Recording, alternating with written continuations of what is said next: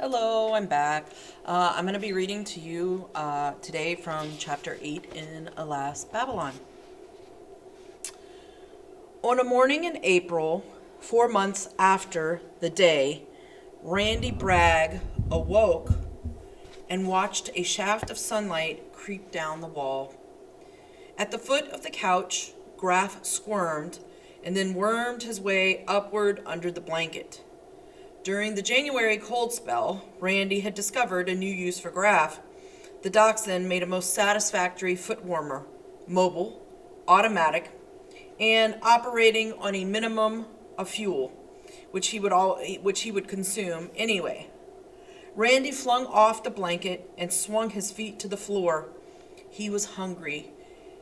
He was always hungry. No matter how much he ate the night before, he was always starving in the morning.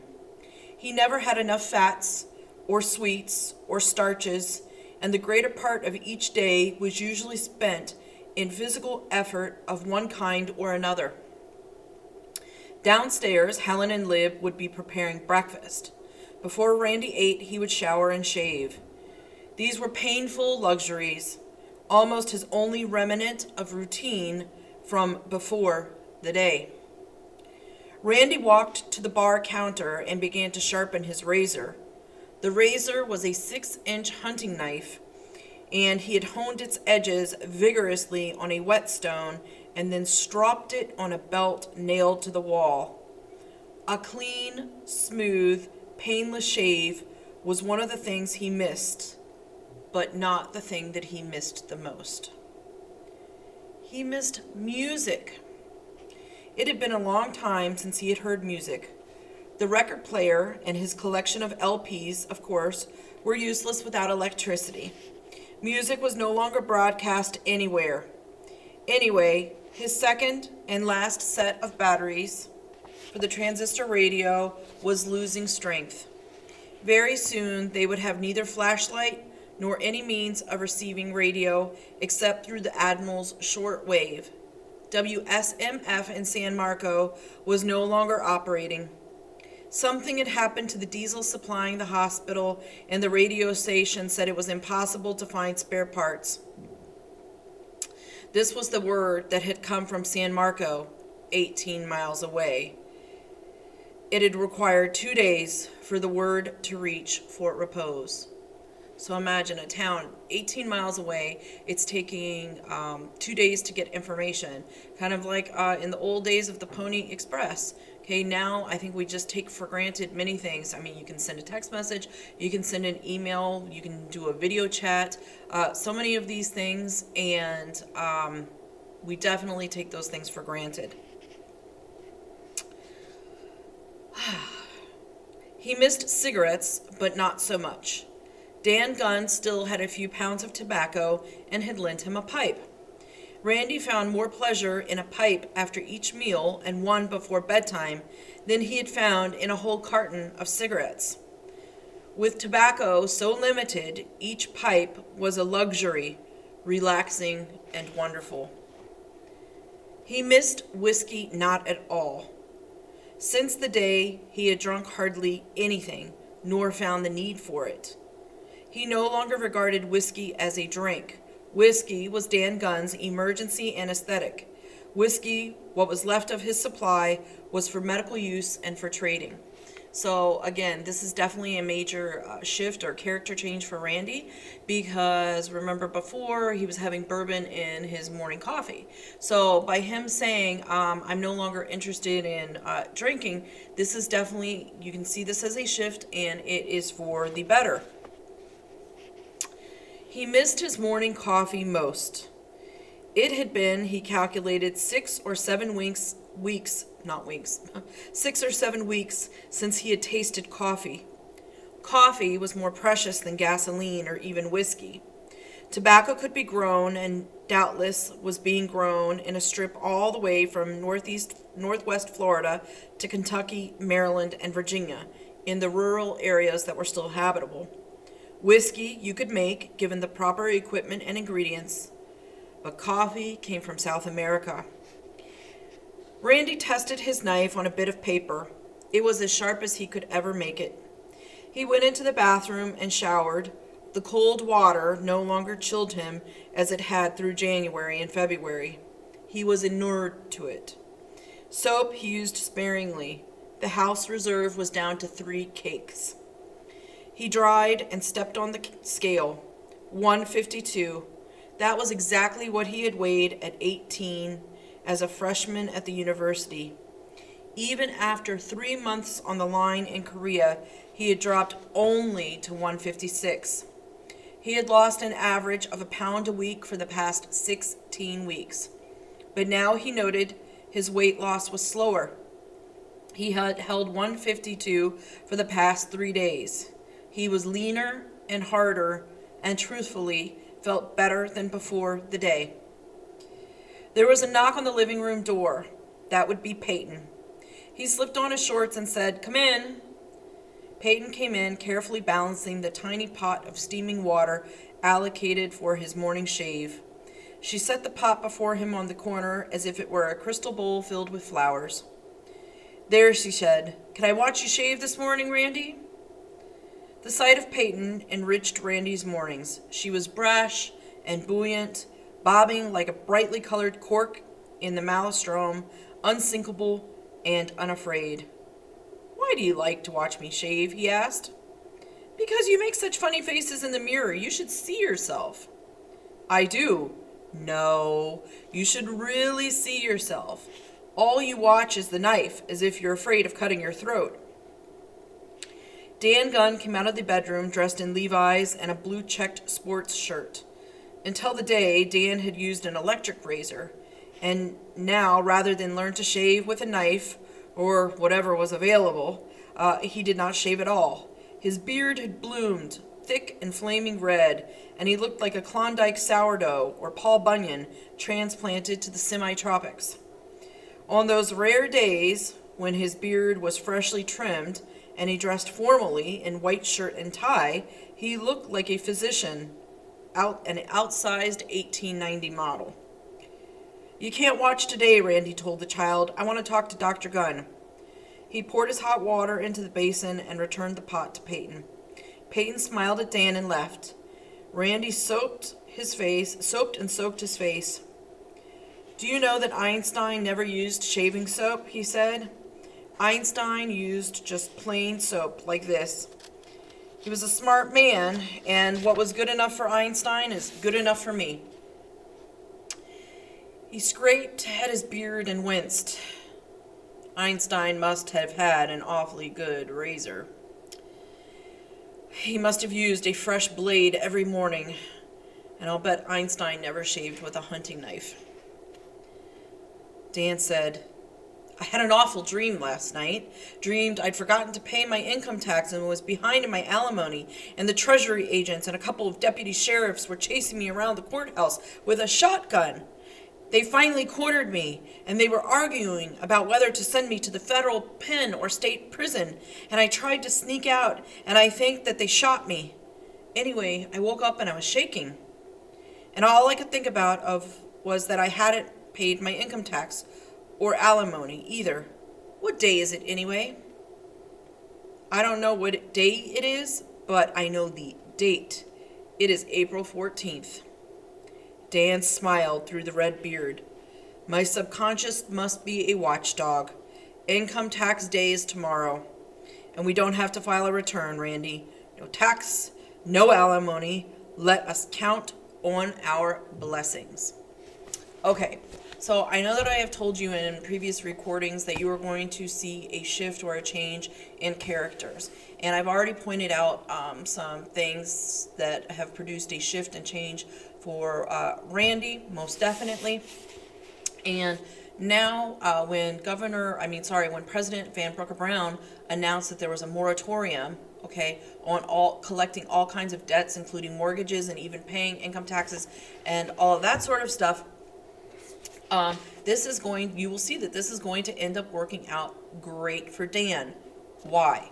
Remember back to the very first chapter, Dan Gunn was married to a terrible woman who basically took him to the cleaners in their divorce, and he was having to pay her so much alimony that he was basically not able to live any kind of real or meaningful existence. And now that he's no longer going to have to pay her alimony or have to pay income taxes, you are going to see this change in Dan, and he is going to be like a butterfly emerging from its cocoon. And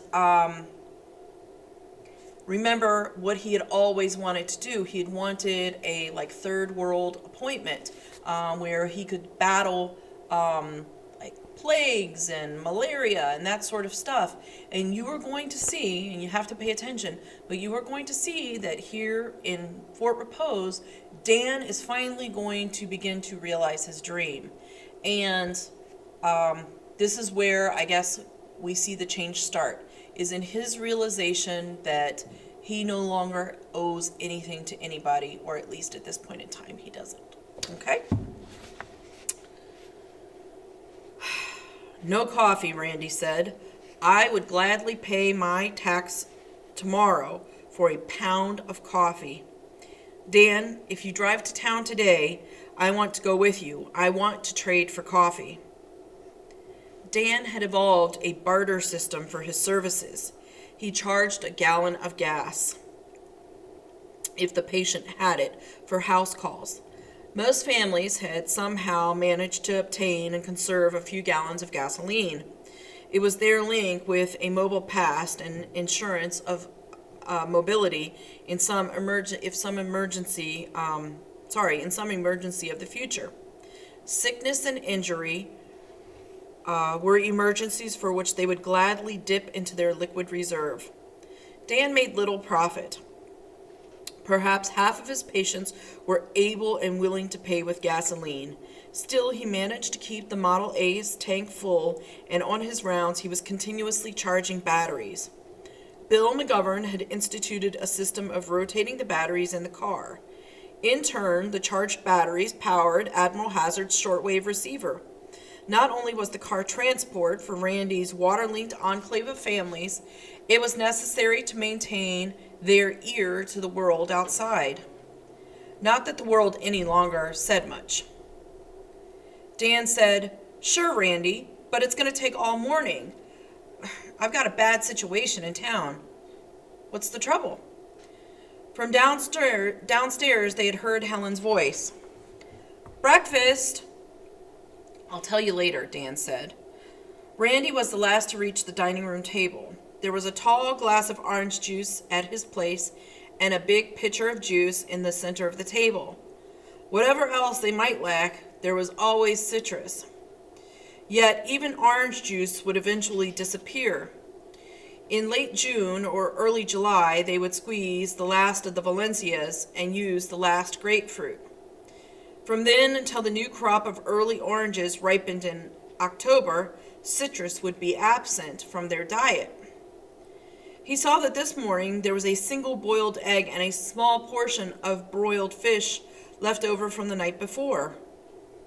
"Where's my other hard-boiled egg?" he said. "Malachi only brought over 8 eggs this morning," Helen said. "The Henrys have been losing chickens." "What do you mean losing them?" "They're being stolen." Randy put down his juice. Citrus, fish, and eggs were their staples. A drop in the egg supply was serious. "I'll bet it's an inside job," he said. "I'll bet that no good two-tone has been swapping them hens for liquor." Lib spoke. "Malachi thinks that it's wild cats, that is house cats, that have gone wild." "That's not the worst of it," Helen said. "One of the Henry's pigs is missing. They heard it squeal just once. Preacher thinks a wolf took it. Preacher says he found a wolf track." "There are no wolves in Florida," Randy said. "No four-legged wolves." The loss of hens was serious, but the loss of pigs disastrous. The Henry sow had produced a farrow that in a few weeks would add real meat to everybody's diet. Even now, they weighed 12 to 15 pounds. Each evening, all the food scraps from the Bragg, Weechek, and Hazard households were carried to the Henry place to help feed the pigs and chickens. Every day, Randy had to argue with Helen and Lib to save scraps for Graff. Randy was conscious that the Henrys always supplied more than their own share of food for the benefit of all. Remember back to what I had said in the last chapter about how the Henrys might have been poor at the very beginning of this war, but they are rich beyond belief because they have the benefits of their farm. When Preacher's corn crop ripened in June, the disparity would be even greater.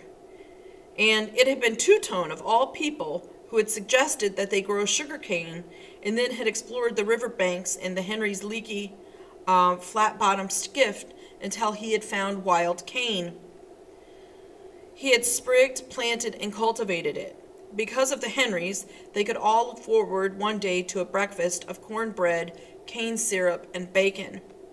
He was sure they would never find a way to convert the corn to meal.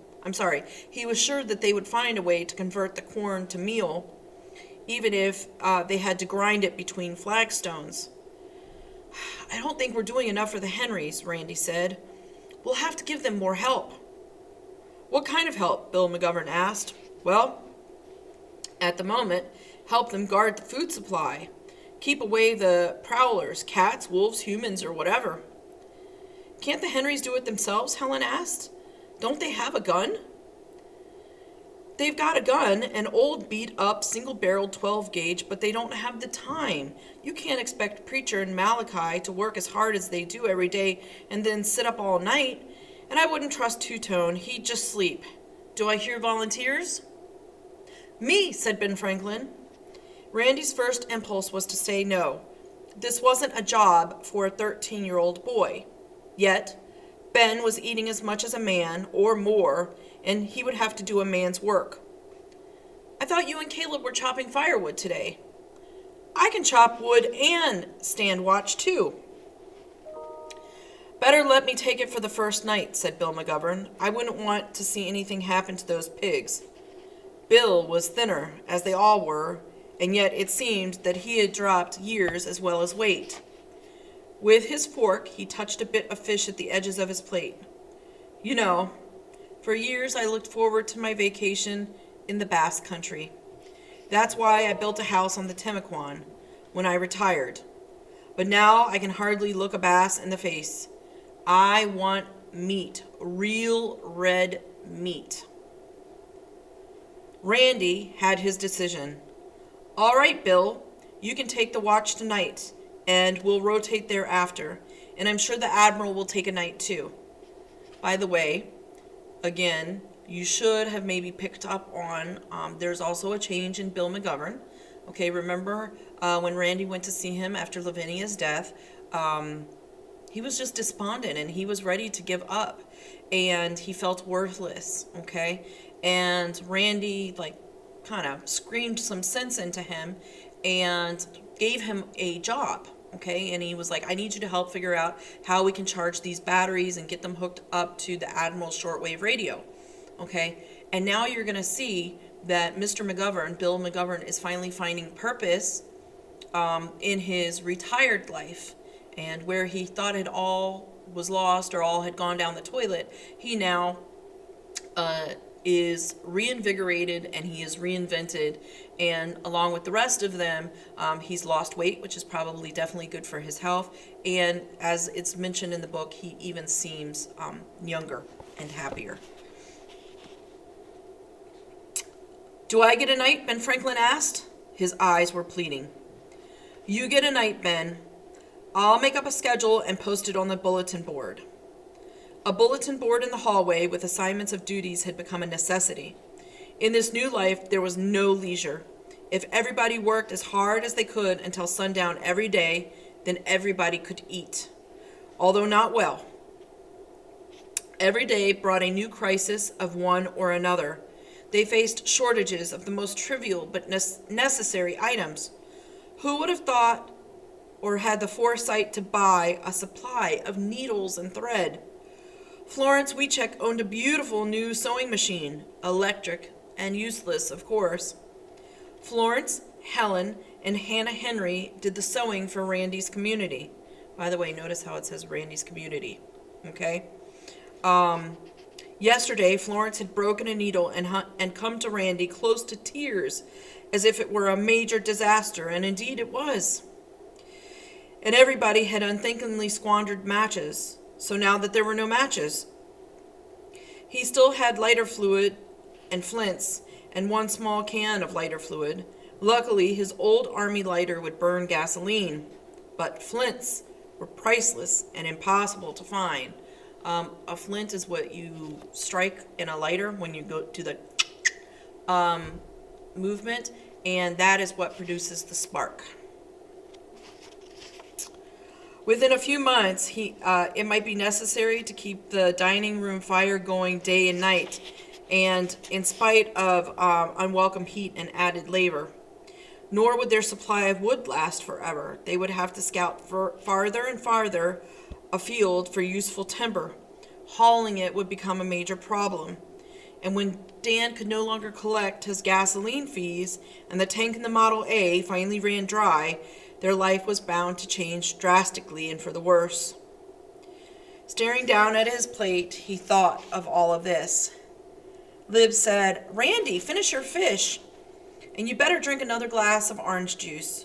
You'll be hungry before lunch, if Helen and I can put a lunch together."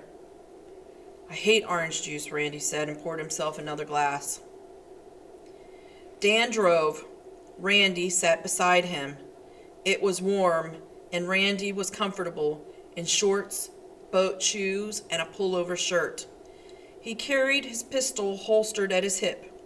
The pistol had become a weightless part of him now, and he had dry-fired it 1,000 times until it felt good in his hand, and even used it to kill a rattlesnake in the grove and 2 moccasins on the dock. Shooting snakes was a waste of ammunition, but now he was confident of the pistol's accuracy and the steadiness of his hand. In Randy's lap, encased in a paper bag, was the bottle of scotch that he had hoped to trade for coffee. They smoked their morning pipes. Randy said, "Dan, what's this bad situation in town?" "I haven't said anything about it," Dan said, "because I can't get to the bottom of it, and I don't want to frighten anybody, but I've got 3 serious cases of radiation poisoning."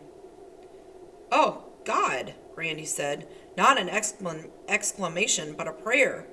That was the sword that had been hanging over all of them. If a man kept busy enough, if his troubles and problems were immediate and numerous, if he was always hungry, then he could for a time wall off this thing. Forget for a time that he lived in what had officially been designated a contaminated zone. He could forget the insidious, the invisible, the implacable enemy, but not forever. "This is very strange," Dan said.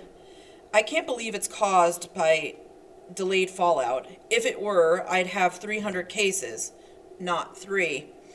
This is more like a radium or X-ray burn, and all of them have burned hands in addition to the usual symptoms: nausea, headache, diarrhea, hair falling out." "When did it start?" Randy asked. "Porky Logan was the first man hit. His sister caught me at the school 3 weeks ago and begged me to look at him." "Wasn't Porky somewhere in the southern part of the state on the day? Couldn't he have picked up radiation then?" "Porky was perfectly all right when he got back here, and since then he hasn't received any more exposure than the rest of us. And the other 2 have not left Fort Repose. Porky's a mess. Every time I see him, he's drunk, but the radiation is killing him faster than the liquor." "Who else is sick?" "Big Mouth Bill Cullen. We'll stop at his fish camp on the way into town, and Pete Hernandez." "It couldn't be some sort of epidemic, could it?" Randy asked. "No, it couldn't. Radiation's not a germ or a virus. You can fall on you in the rain. It can sift down on you in the dust or in particles you can't see on a day that seems perfectly clear. You can track it into the house on your shoes or pick it up by handling any metal or inorganic matter that has been exposed, but you can't catch it by kissing a girl unless maybe she has gold teeth." At the bend of River Road, they caught up with Alice Cooksey riding Florence's Western Union bicycle. Alone, of all the people in Fort Repose, Alice continued with her regular work. Every morning she left the Weecheck house at 7, often ignoring the unpredictable dangers of the road. She did not return until dark. Since the day, the demand for her services had multiplied. They slowed, and when they overtook her, shouted a greeting and waved, and she waved back and pedaled on. Watching the car chuff past, Alice reminded herself that this evening she must bring back new books for Ben Franklin and Peyton. It was a surprise and a delight to see children devour books. Without ever knowing it, they were receiving an education. Alice would never admit it out loud, but for the first time in her 30 years as a librarian of Fort Repose, she felt fulfilled, even important. Okay, again, I know I've said this at least a couple times during the reading of this chapter, but again, characters who undergo change or have something good happen to them. Alice Cooksey is one of them. At the very beginning of the book, if you recall, Alice was, or still is, the librarian of Fort Repose, but people weren't using the library. There were older people who would sit in there and read magazines or look over the newspapers, but younger folks were not using the library, and it's because she couldn't compete with other things, other attractions like the television, or going to the movies or something like that. And now, without there being any kind of power, the only kind of things that people can do for entertainment, or one of the only things that they can do, is to read. And so now the library has become an invaluable source of entertainment in the community. And not only just entertainment, but also you can find how-to books. You can find all sorts of other information in the library. And so Alice, when one fell swoop, has gone from being not needed to being very needed. It has not been easy or remunerative to persist as librarian in Fort Repose. She recalled how every year for 8 years the town council had turned down her annual request for air conditioning. An expensive frill, they'd say, but without air conditioning, how could she compete? Drugstores, bars, restaurants, movies, the St. John's Country Club in San Marco, the lobby of the Riverside Inn, theaters, and most homes were air-conditioned. You couldn't expect people to sit in a hot library during the humid Florida summer, which began in April and didn't end until October, when they could be sitting in an air-conditioned living room coolly and painlessly absorbing visual pablum on television. Alice had installed a Coke machine and begged old electric fans, but it had been a losing battle. In 30 years, her book budget had been raised 10%, but the cost of books had doubled. Her magazine budget was unchanged, but the cost of magazines had tripled. So, while Fort Repose grew in population, book borrowings dwindled. There had been so many new distractions, drive-in theaters, dashing off to springs and beaches over the weekend, the mass hypnosis of the young every evening, and finally the craze for boating and water skiing. Now all this was ended. All entertainment, all amusements, all escape, all information again centered in the library. The fact that the library had no air conditioning made no difference now. There were not enough chairs to accommodate her readers. They sat on the front steps, in the windows, on the floor with their backs against walls or stacks. They read everything, even the classics. And the children came to her when they were free of their chores, and she guided them. And there was useful research to do. Randy and Dr. Gunn didn't know it, but as a result of her research, they might eat better thereafter. It was strange, she thought, pedaling steadily, that it should require a nuclear holocaust to make her own life worth living. At the town limits, Dan turned in to Bill Cullen's fish camp, cafe, and bar. The grounds were more dilapidated and filthier than ever. The liquor shelves were bare. The counters in the boathouse tackle shop were empty. Not a plug, fly, or hook remained. Big Mouth Bill had been cleaned out of everything months before. His wife, a straw-haired woman and barrel-shaped, stepped out of the living quarters. Randy sniffed. She didn't smell of spiked wine this day. She simply smelled sour. Alone, of all the people he had seen, she had gained weight since the day. Randy guessed that she had cached sacks of grits and had been living on grits and fried fish. She said, "He's in here, Doc." Dan didn't go in immediately.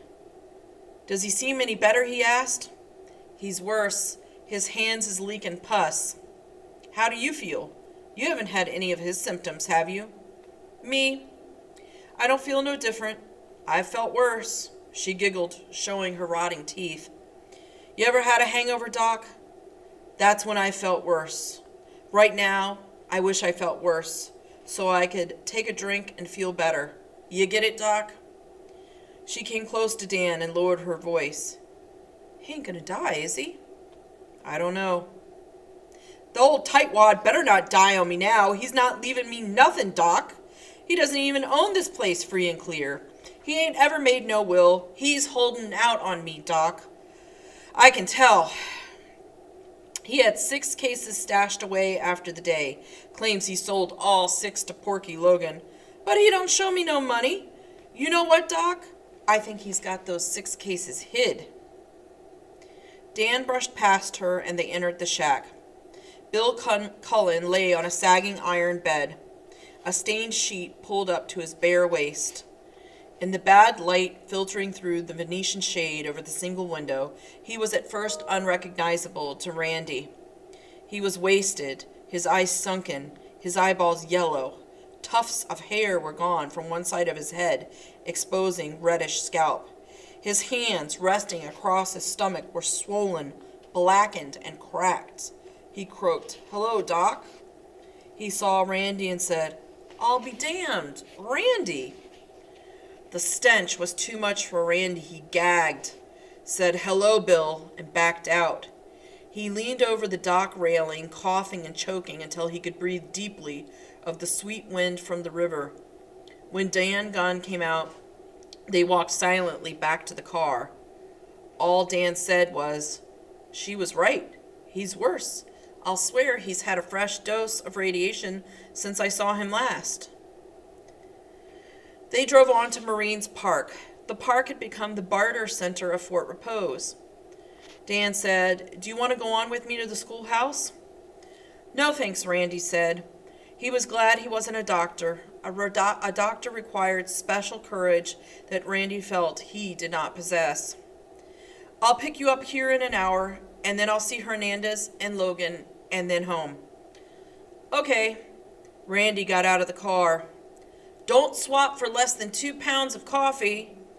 Scotch is damn near scarce as coffee." "I'll make the best deal I can," Randy promised, and Dan drove off. Randy tucked the bottle under his arm and walked toward the bandstand, an octagon-shaped wooden structure, its platform elevated 3 feet above what had once been turf, smooth as a gold green, now unkempt, infiltrated with weeds and booby-trapped with sand spurs. A dozen men, legs dangling, sat on the platform and steps. Others moved about, the alert, humorless smile of the trader on their faces. 3 bony horses were tethered to the bandstand railing. Like Randy, some of the men carried holsters at their belts. A few shotguns and an old-fashioned Winchester leaned against the planking. The armed men had come in from the countryside. A risk. A third of the traders in Marines Park on this day were Negroes. The economics of disaster placed a penalty upon prejudice. The laws of hunger and survival could not be evaded and honored no color line. A backyard raised hen by a Negro tasted just as good as the gamecocks of Charleston Howells, the well-to-do realtor who was the vice president of the County White Citizens Council. And there was more meat on it. Randy saw Howells, a brace of chickens dangling from his belt, drink water, presumably boiled, from a Negro's jug. There were 2 drinking fountains in Marines Park, one marked whites only, the other colored only. Since neither was working, the signs were meaningless. Okay, as you know, since we've started this book, again, given the time period and the time frame, in the 60s, late 50s, early 60s, there was still segregation going on. And this area in Florida was no different. But the point that the author is trying to make in the book here is that because of this disaster, nobody is seeing color anymore. And it doesn't matter if you're black or if you're white. If you have chickens to sell or to trade for, or if you have some other commodity that you can trade for, it's just as good as anybody else's. And just as Alice had said, if there was one good thing to come from the day, this is also another good thing to come from the day, because hopefully, or it brings hope on the horizon that this segregation and this, issue of coloreds have to drink from this fountain and this fountain is for whites only is going to disappear. Hawes saw Randy, wiped his mouth, and yelled, "Hey, Randy." "Hello, Carlton. What are you trading?" "A bottle of scotch." Hawes' eyes fixed on the paper bag, and he moved closer to Randy, cautious as a pointer blundered upon quail. Randy recalled from Saturday nights at the St. John's Club that scotch was Hawes' drink. "What's your price?" Hawes asked. "£2 of coffee." "I'll swap you these 2 birds, both young hens. See how plump they are? Better eating you'll never have." Randy laughed. "Being it's you, I'll tell you what I'll do. I've got eggs at home. I'll throw in a couple of dozen eggs. Have 'em here tomorrow, on my word. If you don't believe me, you can take the birds now as a binder." "The asking price," Randy said, "is also the selling price. £2 of coffee. Any brand will do." Howes sighed. "Who's got coffee? It's been 3 months since I've had a drink of scotch. Let me at least look at the bottle, will ya?" Randy showed him the label and moved on to the bandstand. The square pillars supporting the roof had become a substitute for the county's weekly want-ad section and the radio station announcements. Randy read the notices, some in longhand, some printed, a few typewritten, pinned to the timbers. By the way, here, pay attention to what people are willing to trade for in order to get necessities. "Will swap a late model Cadillac Coupe de Ville, radio, heater, air conditioned, battery run down but undamaged, for 2 good 28-inch bicycle tires and pump. Desperately need evaporated milk, rubber nipple, and 6 safety pins. Look over our house and make your own deal. Have small canned ham. Want large kettle. Encyclopedia Britannica, box 12 gauge, number 7 shells, and toothpaste." Randy closed his eyes. He could taste that ham. He had an extra kettle, the encyclopedia, the shells, and toothpaste. But he also had prospects of fresh ham if they could preserve the Henry's young pigs from marauders, wolves, or whatever. Anyway, it was way too big a price to pay for a small ham. Wanted 3 2-0 fish hooks in exchange for expensive fly rod, reel, and assorted lures. Randy chuckled. Sports fishing no longer existed. There were only meat fishermen now. "We'll trade a 50 horsepower outboard motor, complete set power tools, cashmere raglan top coat for £1/2 of tobacco and an axe." Again, the things that these people are willing to trade for were luxuries in everyday life, and they're not needed now. Simpler things that we all probably take for granted are the things that are desperately needed by these people. Randy saw a notice that was different. Easter services. An interdenominational Easter service will be held in Marines Park on Sunday, April 17th. All citizens of Fort Repose of whatever faith are invited to attend. Signed, Reverend John Carlin, First Methodist Church, Reverend M.F. Kinney, Church of St. Paul's, Reverend Fred Bourne, Timaquan Baptist Church, Reverend Noble Watts, Afro Repose Baptist Church. The name of the rector of St. Thomas Episcopal Church, where there had always been a Bragg pew, was missing. Dr. Lucius Somerville, a gentle, white-haired man, a boyhood companion of Judge Bragg, had been in Jacksonville on the morning of the day, and therefore would not return to his parish. Randy wasn't much of a churchgoer. He had contributed to the church regularly, but not of his time or himself. Now, reading this notice, he felt an unexpected thrill. Since the day he had lived in the imperative present, not daring to plan beyond the next meal or the next day. This bit of paper, tacked on peeling white paint, abruptly enlarged his perspective, as if stumbling through a black tunnel. He saw, or thought he saw, a chink of light. If man retained faith in God, he might also retain faith in man. He remembered words which for 4 months he had not heard, read, or uttered.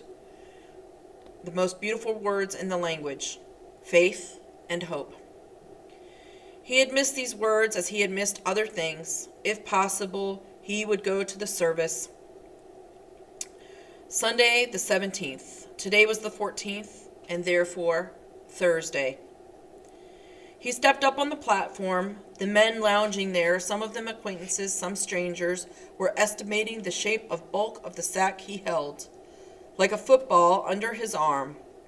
Dour, bearded, hair unshorn or ludicrously cropped, they looked like ghost town characters in a Western movie, except they were not so well fed as Hollywood actors, and their clothing, flowered sports shirts, shorts or slacks, plaid or straw-peaked caps, was incongruous.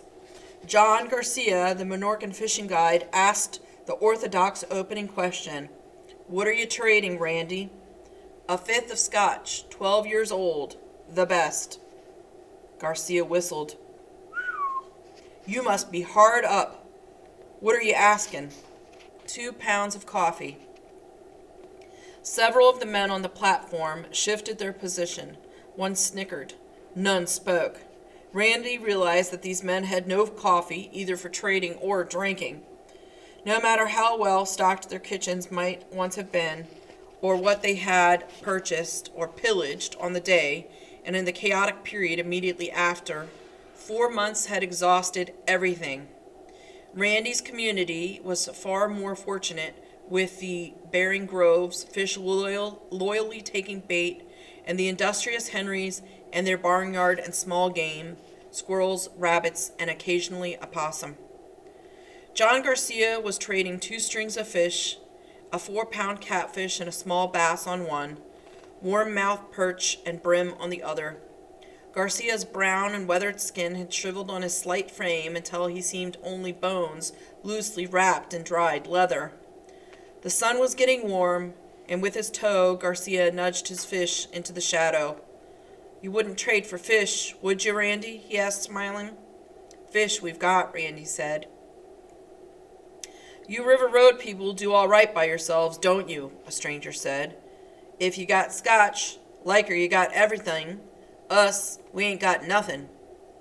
The stranger was trading a saw, 2 chisels, and a bag of nails. Randy guessed he was an itinerant carpenter settled in Pistolville. Randy ignored him and asked Marines Park an inevitable second question. "What do you hear?" Old man Hochstetler, who was trading small tins of aspirins and tranquilizers salvaged from his looted pharmacy, said, "I hear the Russians are asking that we surrender." No, you got that all wrong," said Eli Blostein. "Mrs. Van Brooker Brown demanded that the Russians surrender. They said no, and then they said that we should be the ones to surrender." "Where did you hear that?" Randy asked. "My wife got it from a woman whose husband's battery set still works," Blaustein said. Blaustein was trading work pants and a pair of white Oxfords, and he was asking for canned corned beef or cheese. Randy knew that as the sun got higher, John Garcia's asking price for his fish would drop lower, and at the same time, Blaustein's hunger would grow, or he would be thinking of his protein-starved family. And before the fish were tainted, there would be a meeting of the minds. John Garcia would have a new pair of work pants, and Blaustein would have food. What I would like to know, said old man Hochstetler, is who won the war. Nobody ever tells you. This war, I don't understand it at all. It's like World Wars One. Sorry, it isn't like World Wars One or Two or any other wars I have ever heard of. Sometimes I think the Russians must have won. Otherwise, things would be getting back to normal. Then I think, no, we won. If we hadn't won, the Russians would still be bombing us, or they would invade. But since the day, I'd never seen any planes at all. I have, said Garcia. I've seen them while I was fishing for cats at night. When he says cats, he's not fishing for, like, cats that go meow. He's fishing for catfish. No, that ain't right exactly. I've heard 'em. I heard one 2 nights ago. Whose? Blaustein asked me. Garcia shrugged. Beats me. The discussion, Randy knew, would continue through the day. The question of who won the war, or if the war still continued, who was winning, had replaced the weather as an exhaustible subject for speculation. Each day you could hear new rumors, usually baseless and always garbled. You could hear that Russian landing craft were lining up on Daytona Beach, or that Martian saucers were unloading relief supplies in Pensacola. Randy believed nothing except that what he himself heard or saw, or those sparse, hard grains of fact sifted from the airwaves by Sam Hazard. Randy had been leaning on the bandstand railing, and he straightened, stretched, and said, "Guess I'll circulate around and look for somebody who's holding coffee." John Garcia said, "You coming to the Easter service, Randy?" "Hope so. Hope to come and bring the family." And as he stepped from the bandstand, he looked again at the 2 useless drinking fountains. There was something important about them that he could not recall, and this was irritating, as when the name of an old friend suspiciously vanishes from vanishes from memory. The drinking fountains made his mind itch. He saw Jim Hickey, the beekeeper, a picnic basket under his long, outstretched legs, relaxing on a bench. Before the day, Jim had rented his hives to grove owners, pollinating young trees. Before the day, Jim's honey was a secondary source of income. Gravy, he called it. Now, honey was liquid gold and beeswax, with which candles could be dipped, another valuable item of barter. Jim, who was Mark's age, had learned beekeeping at the College of Agriculture in Gainesville. It would never make him rich, he had been warned, and until the day, it hadn't. Now he was regarded as a fortunate man, rich in highly desirable commodities endlessly produced by tens of thousands of happy and willing slaves. "What are you trading?" he greeted Randy. "A bottle of scotch. Are you holding coffee?" "No, I've been trying to trade for coffee myself and can't find anything.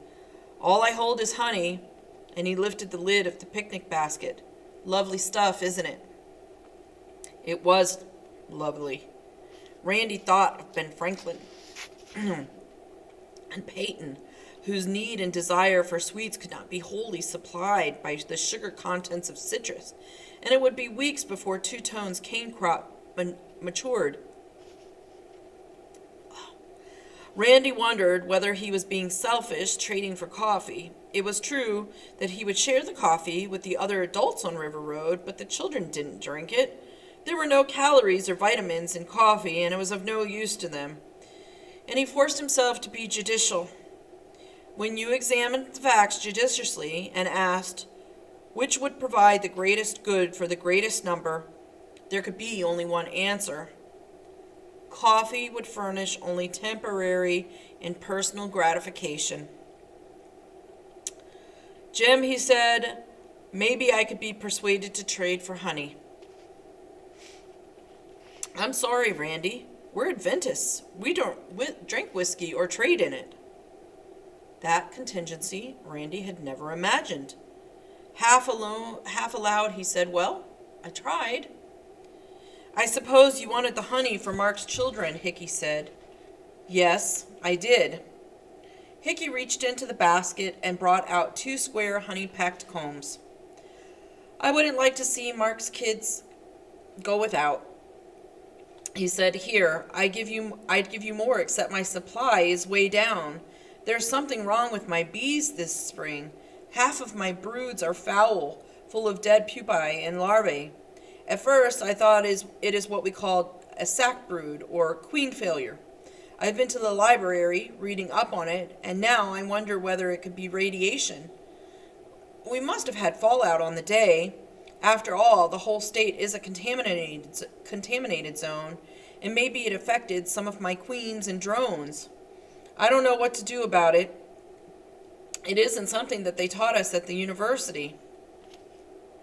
Randy removed the bottle from his paper bag, tucked it under his arm, and replaced it with the honeycombs. He was overwhelmed. He knew that Mark and Hickey had been in the same grade in primary school, but they had never been close friends. Hickey was no more than an acquaintance. He lived in a neat, sea-green, 5-room, concrete block house far out on the road to Pasco Creek. And before the day, Randy rarely saw him, and then only to wave a greeting. Randy said, "Jim, this is the nicest, most generous thing I can remember. I just hope I can repay you some way, someday." "Forget it," Hickey said. "Children need honey. My kids have it every meal." Randy heard the Model A's Model A's horn, raucous as an angry goose, and saw it pull up to the curb. Walking to the car, he noticed that it was clear. It was a clear and beautiful spring day. A better day than yesterday. The spores of kindness as well as faith survived in this acid soil. Randy climbed into the car and showed the honey to Dan and explained how it had been given to him. "The world changes," Dan said. "People don't. I still have one old biddy in the schoolhouse who prunes and trims the camellias and weeds the beds. They aren't her camellias, and nobody gives a damn about flowers anymore except for her. She loves flowers, and it doesn't matter where she is or what happens. She's going to take care of them." This same old lady, Mrs. Satterborough, she's been spending her winters at the Riverside Inn for years. She picks up the telephone in the principal's office every morning and dials Western Union. She thinks that one day the phone will be working just fine and that she'll get off a telegram to her daughter. She's certain of it. Her daughter lives in Indiana. "I don't understand how these old people stay alive," Randy said. He knew that Dan brought them oranges by the bushel, and Randy sent them fish whenever there was a surplus catch. "Most of them didn't. Death can be merciful, especially for the old and sick. I was about to say old, sick, and broke, but it doesn't matter any longer whether you're broke. Only 5 alive out of the Riverside Inn now. Maybe 3 will get through the summer, but I don't think any will get through next winter." Driving north on Yulee, the business district, which, while deserted, seemed no better battered than it had been the month before, or the month before that, a few optimistic storekeepers had prudently boarded their windows, split by the blast on the day, or broken by looters afterwards against water and wind. On the 2 principal business blocks, glass had been swept from the sidewalk, abandoned cars stripped of wheels, batteries, radios, and spark plugs rusted in gutters, like the unburied carcasses of giant beetles. They turned off Yulee into Augustine Road, with its broken macadam and respectable but decaying residences. They bounced along for a block, and then Randy smelled Pistolville. Another block, and they were in it. There had been no garbage collection since the day. In Pistolville, each house, hut, or house, squatted in a mound of its own excretion. Crushed crates and cartons, rusting tin cans, broken bottles, rotting piles of citrus rusks and pecan shells, the bones of fowl, fish, and small animals. A tallow-faced 6-year-old girl, clad in a man's cast-off, riddled t-shirt, crouched on the curb, emptying her bowels in the dust. She cried out shrilly and waved as the Model A bounced past. A bearded, long-haired man burst out of a doorway and jogged down the street on bandy legs, peeling and eating a banana, turning his head as if he expected to be followed. At the corner, a scrawny boy of 18 urinated against a lamp post, not bothering to raise his eyes at the sound of the car. Buzzards, grown arrogant, roosted in the oaks and foraged in the refuse. Of mongrel dogs, cats, party-hued pigs, chickens, and pigeons, all normal impediments to navigation on the streets of Pistolville, no trace remained. Once before in his life, in Swan, immediately after its recapture and before the military government people had begun to clean up, Randy had seen degradation such as this. But this was America. It was his town, settled by his forebears. He said, "We've got to do something about this." "Yes," Dan said. "What?" "I don't know. Something." "Torches and gasoline," Dan said, "except there isn't enough gasoline. Anyway, these poor devils are as well off in their own houses as they would be in the woods or in caves. No better off, mind you, but at least they have shelter." "In 4 months," Randy said, "we've regressed 4,000 years. More, maybe. 4,000 years ago, the Egyptians and Chinese were more civilized than Pistolville is right now. Not only Pistolville. Think what must be going on in those parts of the country where they don't even have fruit and pecans and catfish." As they approached the end of Augustine Road, the houses were newer and larger, constructed of concrete block or brick, and instead of pitch-sweating pine clapboard. Between these houses grass grew high, shin-high, fighting the exultant weeds for sunlight and root space.